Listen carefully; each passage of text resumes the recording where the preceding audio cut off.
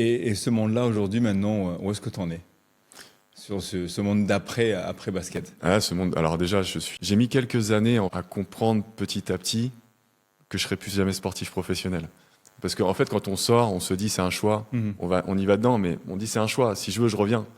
1 an, 2 ans, 3 ans. En plus, physiquement, j'avais que 32 ans, donc ça Mhm. allait. Dès que je jouais, c'était correct en fait. Mhm. Mais le temps passe et puis en fait, on croit toujours qu'on peut faire quelque chose, mais ça prend, c'est une petite mort. Hein. Enfin, c'est quelque chose Mhm. d'assez violent. On en parle Mhm. souvent.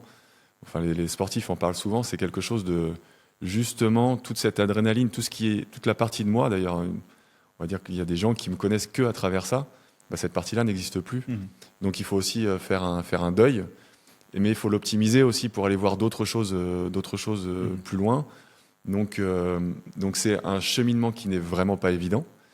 Et ce cheminement, bah, il prend du temps.